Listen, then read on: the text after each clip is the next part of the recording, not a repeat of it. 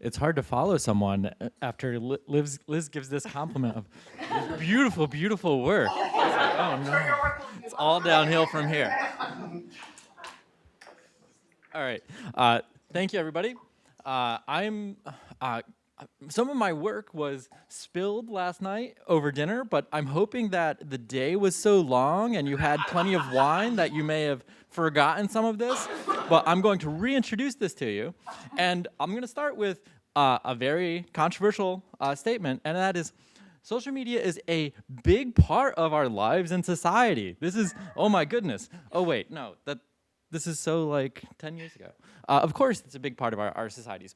And social media companies, they track these data. They track all kinds of data. I've seen the data. I worked with the data. And they know what people are experiencing on these platforms. And increasingly, they are being required to be transparent about these experiences. And this is only going to increase, especially as things like the DSA roll out. Now, these companies have very complex interests, and they might not necessarily tell you the truth. Or they might be telling you the truth, but how do you know? Trust but verify, right?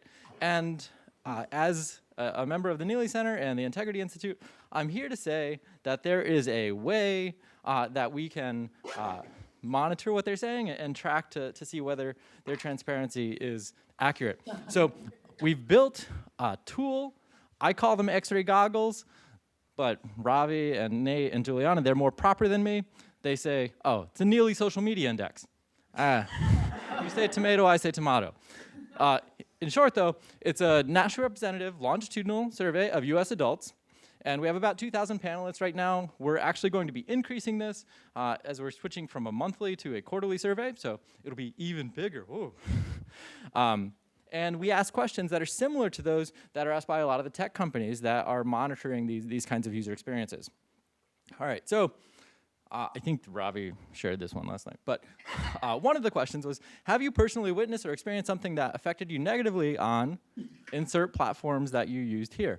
And we asked this of all the platforms that people used, as long as they didn't use more than 7 out of the 23 that they had a list for. And then if they do use that more than that, we randomly asked them about the 7 that they, 7 of those. And what we see is that this may be a shocker, but Nextdoor, Twitter, and Facebook have the highest rates of their users saying that they experienced something that personally negatively affected them. And on the other end, LinkedIn, FaceTime, and Pinterest, congratulations, Leif. He did not pay me to say this. And then, so we asked other questions too, like, have you seen content that you would consider bad for the world on these platforms? And Twitter and Facebook, bottom of the list here, highest rates. And this was back in March through May, so there have been organizational structural changes at least one of these platforms in that time that may lead to changes in this.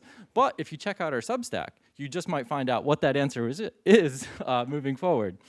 And then on the other end of the spectrum, we have LinkedIn, FaceTime, and Pinterest, Leif. Very low rates of these negative, like societally negative experiences on those platforms. We also ask questions about positive experiences, like, have you experienced a meaningful connection with others on these platforms in the last 28 days?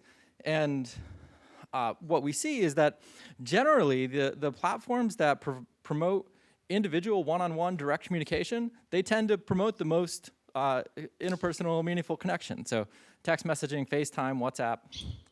And then on the other end, you have Pinterest. I'm sorry, Leif, but fortunately, that platform isn't really designed for this kind of connection.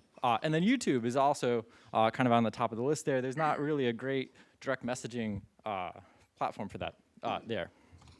All right, and then the last question was, have you learned something that was useful or helped you understand something important on X platform? Well, Y platform, I should say Y platform. Can't say X anymore. But YouTube was head and shoulders above the rest of the platforms here, where almost half of users were saying that they went there and learned something useful or important. And then on the other end, you have Snapchat, online gaming, which may not be that surprising. Snapchat surprised me. But online gaming, you go there, you're playing. You're not there to learn about how to fix a toilet or like fix your car or make dinner or dance. Maybe I'm revealing too much about myself. Okay, and now I presented a lot of data, so we can summarize this in kind of the aggregate in one plot here.